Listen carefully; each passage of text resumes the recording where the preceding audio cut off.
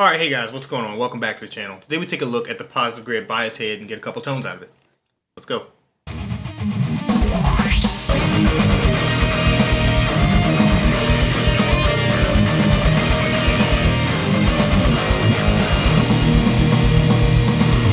So first off, real quick setup notes. You can check the description for the signal chain and all that sort of stuff, but we are running the bias head into my KHR PA50 with 6L6 power tubes. So I'm pretty much going to pull the power section out of every model that we mess with here today. Yeah, other than that, just a quick reminder just about all of just gear in general. Before I even started to use the bias head, I assumed that it was going to be bad or sound bad or whatnot. And that has to do with word of mouth. Word of mouth in this guitar gear community is a big deal. And not everything is going to have the great reputation that stuff like the Helix and the Axe Effects does. And straight up, I mean, I love both of those devices. I do think the Axe Effects is the best. The Helix I enjoy a lot, but some of its reputation in terms of how great it sounds, I feel like there are plenty of things that sound just as good, if not better, than the Helix. But again, my main point here is just, for the most part, use what you can get your hands on. We're very lucky nowadays that so much of this stuff sounds so daggone good, which I hope to display to you today using the bias head. But yeah, let's go ahead and get into it. We're just going to play around with a few of the preset amps in here first. So like I said, I'm going to pull out the power section of them when we get to them, just because we're using an actual tube power amp here. But let's see what we got. SLO 100.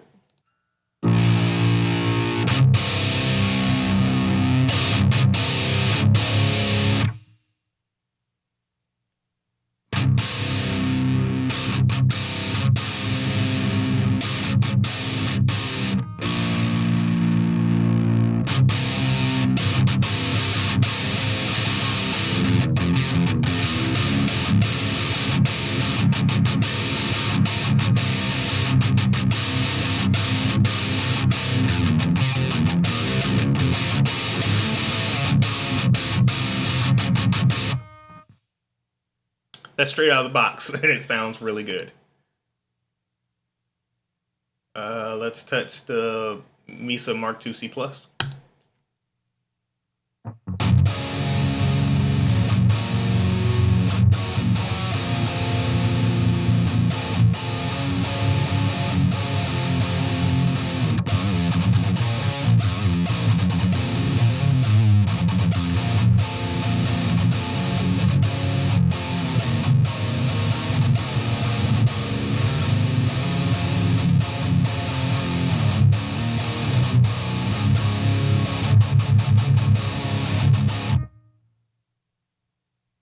Really cool. I tend to not mess with those amps too much in modelers and stuff, because it's to me it's kind of a complicated amp, just the way the EQ works and everything.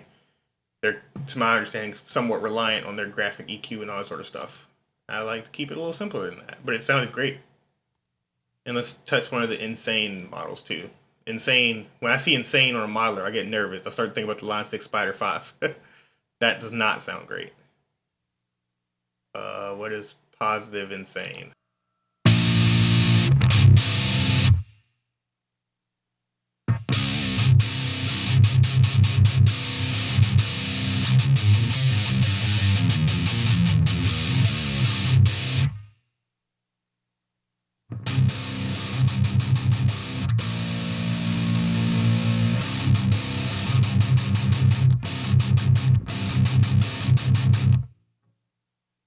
Not a favorite sound. Well, let me try Power Place.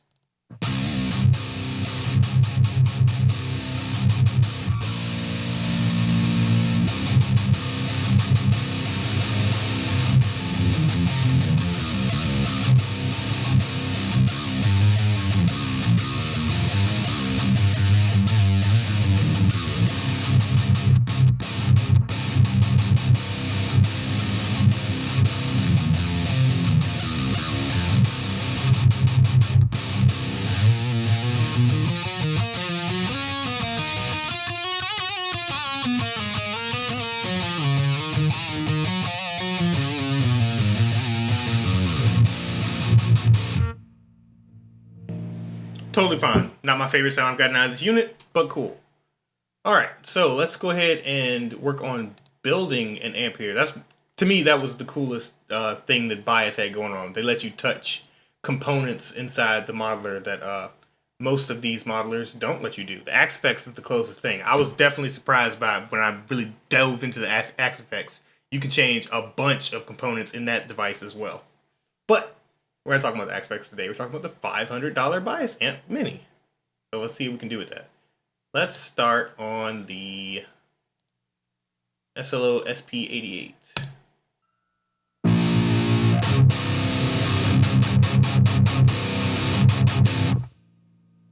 And yeah, that's straight up with no boost pedal or anything. Like, I don't need to change anything there. It sounds really good, but we are going to play with it and kind of maybe try and tweak it and fine tune it to my preferences. Let's see what we can do here.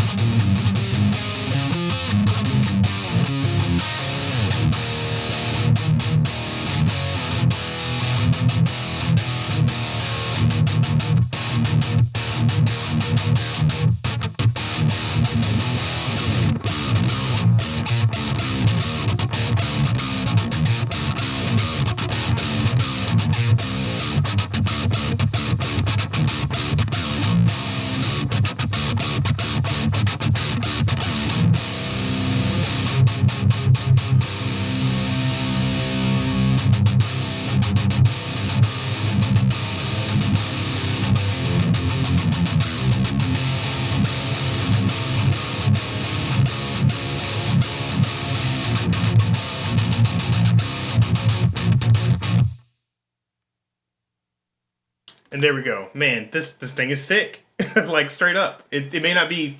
These may not be the best sounds I've ever gotten out of anything, but as I'm sitting here playing it, I'm like, it sounds awesome. Great sounds. Real quick, I'm going to turn on my Rev Generator 740 so we can see how this bias head running through a tube amp sounds compared to a full tube amp. Let's do that. I'll point at it before I use it and turn my mic back off here.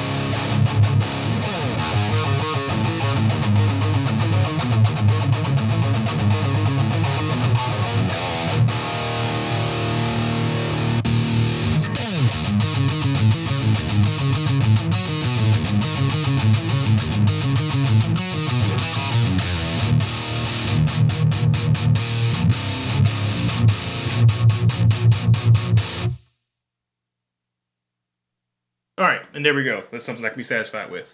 Like I said, obviously two very different amp sounds there, but point being, they stand up to each other. They can both be fine, just based off personal preference and what sound you're going for.